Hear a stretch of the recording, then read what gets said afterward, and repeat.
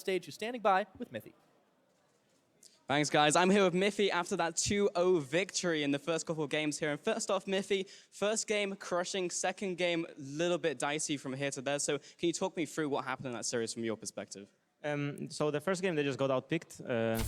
Probably didn't expect Soraka, and they just picked a poke comp in Soraka, which was like not so smart, and they got outpicked. And the second game, I think they got outpicked too, but we failed to execute our comp because Tam Kench can only eat one guy, and I'm not that fat, so yeah. I think if we just if only one guy hit and the rest stayed back, like we did towards the end, well, because we were just learning throughout the game, we would have not game wouldn't even be that close. But yeah. Still, it was a very entertaining series to watch. I want to talk about you integrating into G2. How's that been? I heard you had an injury yesterday as well, but you still trooped on and came into this game. So how's it been for you in the last couple of weeks? So the injury is just tendonitis in my wrist, so I just have to rest a bit and play a bit less. I was just very excited and played maybe a bit too much. In terms of how integrating to the team is and everything, I think it's pretty fun for me. I think in the personal level, I knew for a fact that I made the right choice, and now that I can see that we're performing on stage, I think on a professional level, it's also showing that it's worth it. Yeah, it's very cool to see you as a team look very crushing on the Rift there, Mithy. And I want to take a step back and talk about the meta real quick, because we're now on 610. You picked Tam Kench into the bottom lane, something a little bit different there that's come into 610. So how do you feel about this meta in general? I think there's no meta for supports right now, or at least I'm trying to find it and I can't seem to find it. I think right now what supports kind of do is just, there's so many supports you can pick that you just want to try and pick the best to annoy the enemy team comp or make your team comp better. So you can see in a lot of regions, support is becoming one of the last picks, even later than mid and everything. So I think that right now what you want to try and do with your support is in the first game, pick Soraka to counter their whole poke comp. This game I picked Tam Kench to counter their whole one-dimensional, not really one-dimensional, but just they focus one guy and burst one guy really fast, and I can kind of save my team if they don't stick together. Yeah. That's actually a really interesting insight there. So how do you feel like the rest of the roles have opened up? Because funny enough, without it being the mid lane update, we haven't seen actually many new mid laners other than Victor. We've seen Swain come out. So how do you think the other roles have been impacted as well? Well, SKT dictated the meta. It has been doing it for a while. Basically, the role is you have an AD that just carries the game, an AP that can carry the game, and then you have a tank top, a carry jungler or a tanky jungler, and a support that basically makes everyone able to do their own thing and kind of make their team worse. So usually it's the AP and the AD that carry the game, and the rest are just supportive tools unless you're playing maybe Kindred. Yeah. So last question here, Mithy. So talking about G2 and, of course, OG, how are you feeling about those two teams going at it in the first week and how the rivalry is shaping up? I mean, I personally love rivalries, and I think it's very healthy for our sport, or if some people are going to not say it's a sport or whatever, but that's another topic. Overall, I think it's healthy. I just don't like the fact that people are not making this an OG versus G2 rivalry. It's not about hybrid, it's not about me, it's about Peke and Ocelot, and those guys aren't even playing, so we are the ones working hard and practicing, so it should be about us, and yeah, just make me famous, please. Well, there you have it. Thank you very much, Mithy, for the interview, and congratulations on the win. We're going to send it back up to Des to close out the series. Damn. Thank you very much, Paul. So a fantastic interview there with Mithy. Always fantastic to hear from him. Do take care of that wrist, though. He says it's not, yeah, it's not that just bad. Yeah. tendonitis, Just a repetitive no strain injury. No. Not we hope that he at takes all. care of it. Yeah. I like the sass, actually. I like the sass coming out of Mithy because he kind of toned down last year and was very polite and was like, yeah, they played very well. We also played very well. But now he's just like, yeah, just make me famous. The fire is definitely there, and 2-0 for G2 in that one. Let's quickly recap what happened in game 2 for them, because it didn't look like they were set up to win that game. No, I mean, OG going for that Fizz very early on, you could see that the whole game plan was let's get Fizz fed. The Tam Kench, you heard Mithy talk about it, the whole point was to avoid the fed Fizz. We want to try and keep our single target alive, and he had some great plays on it, but during the early game, it was pretty much all about that Fizz snowball. Yeah, it was.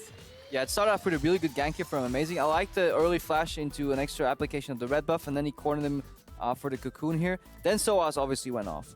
Yeah, I mean, it was just Fizz constantly getting kill after kill up in the top lane. This outplay was, if it wasn't for the tower, I think could have gone in Kikis' favor, so a little bit Classic unfortunate. Soaz. But yeah, I mean, Soaz performing very well on this Fizz. Again, at least constantly just coming back up to the top lane and making sure that Fizz got fed. So in terms of the early game, everything was going the way that OG wanted. However, we were watching, and I think it was even about 25 minutes in that you already called it, oof, I feel like they are losing the plot, and it turned out to be true. I like how you rephrased that when the actual sentence was like, yeah, OG has lost. It did feel like OG was losing control of the game despite Fizz getting fed. Because when the game slows down and OG and the Fizz can no longer kind of breach the lane where the Maokai is in, Maokai can at least hold a little bit, then Origen wasn't doing anything on the map, and eventually G2 took advantage of that. They got the Baron stolen, which again slowed the game down a little bit, but eventually we saw all these cumulative Drakes from G2 just stacking up and resulting into Baron after Baron. Yeah, let's take a look at some of those replays that turned it into G2's favor in the end, and OG lost the plot. I mean, you can just see the power of 3 Mountain Drakes. You have to be set up, you have to be prepared for this sort of a play. And the fact that G2 could get it so convincingly without any sort of response from OG to then go straight into the enemy base demonstrates how much you have to respect these dragons. Yeah, so Baron into pick was great by G2, but then they made the fatal mistake of obviously sieging the top lane tower later on and kind of getting picked off. So they first took the inhibitor, which was fantastic. But this is the fight we're talking about right here. You know, the full commitment into a flanking Origen. And as Mithy alluded to in the interview, I can save one guy, but Tahm Kench isn't hungry enough to kind of eat his entire team. So the good flank here from Origen, I think that's what they did well. Whenever a Baron went down, they were nipping the sieges in the butt very early. They attacked on the wards, on the setup. They didn't wait until everybody was in position for just a 5v5 or everybody comes from the front door type of situation. Good from OG here, but it wasn't enough. Eventually, G2 took the game. And I mean, from this point, OG, they looked so good. I mean, everything was in the bag, and then we were both looking at it at the minimap, and then Amazing gets caught out of position, and we're just like, why is Amazing in the enemy base? Why has he been caught out there? So, and this is like really speculative, but just from watching the map, it seemed like Amazing wanted to go for the inhib. So they took down the tier 3 tower in the mid lane, and there was room to take that inhibitor, but obviously Origen were dealing with Fog of War. They had to guess. Obviously, from our point, it's easy to tell. So I think what happened was Amazing calling for the inhib, the team saying, no, back. Or he didn't realize that he made a pathing error and he pathed it into the base. His flash was blown just earlier and he couldn't get across the wall anymore. And that kind of is an unfortunate mistake to what otherwise was a pretty great game. Yeah, definitely. Great game and a great adaptation from games 1 into game 2 from OG. But in the end, it's G2 that's victorious and also books themselves 3 points in that. And the player of the game, we heard from him before, is Mithy.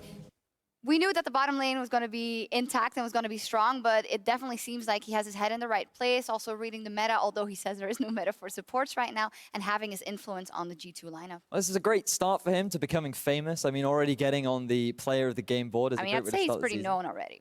Yeah. But, I mean, he had a very impressive Tahm Kench game, especially, I mean, in that game too. The fact that he was saving those important players was very important, and overall, I thought he was a very impressive player. Yeah, and there's quite a few angry Origen fans out there too, so I guess haters make you famous. I guess. Well, whatever happens, G2 did book the win here, 2-0 over Origen, and that's them 3 points. Let's give you an update, because over in the LCS studio and on stream 2, H2K, they picked up a win over Rocket, and they ended the day at 1-1 after having lost game 1. Krepo, what happened in game 2? I mean, it was the Jankos show. Yeah, he showed up. First blood is the first part of that clip, but Jankos opens up, immediately gets a killer on Betsy rather. Vander helps him here, but from that point on, Jankos goes off and dictates the pace of the game. He was involved, I think, something like the first 7 of 8 kills. Later on, he was in 17 out of 18 kills, so very high kill participation. After that first blood, though, it's a little mean from H2K, but they started focusing on Koreans. They made Parang go 0-4, Raze eventually went 0-3, and that was 7 out of the 8 deaths that at that point Rocket had. But basically, this is a highlight montage of Jankos cleaning up everything. It was good in terms of what H2K was doing, because they were repetitively Baron baiting. This is something we haven't seen much today from teams. It's well-executed Baron baits. They made 2 picks in a row here, eventually started cleaning up Rocket. Later on, they also had a massive Baron bait to close out the series, so it was a really well-controlled early game with Jankos taking control of the game, and then later on, well-executed, controlled, composed H2K, something we saw in game 1 as well, but sadly, Rocket was kind of fighting back. Yeah, it was quite interesting to see, because we were following it here as well. It was a 1-1, it was a tie, and the teams didn't really know what to do, so they went in for the hug instead of the handshake. They had the whole Braveheart scene meeting in the middle. What? And then they give a hug. But yeah, it was great to see him. Player of the game went to Jankos in that game, completely going off. Freeze also netting a lot of kills. So definitely for both teams, a good showing on day one. Over on stream 2 right now, Splice is taking on Vitality if you guys want to take a look at that. But over here, we've still got a lot of League of Legends to play out today. And coming up next, Schalke 04 will square off against the Unicorns of Love. Don't go anywhere. We will be right back. That's okay. This team you're allowed to throw. But just a bit. Just once per game. Like I can have one fly, you can have one troll. The flash for Flash. Trading Kinkus goes a little far. And Soaz gets the outplay. Teleporting out of there. Will he make it? Yes, he will! Will he stay out long enough to get the smite off? No, they turn attention. He steals it away. Amazing, gets his life for the Origen cause. Soaz will take out Sven, gets a double kill, nails Trick in the back, and this might be the fight that OG are looking for. Trying to stay alive, but the Nexus is bare. Now can they get the fight to save it? The Nexus is going down. They don't even need the fight. And G2 finish the 2-0.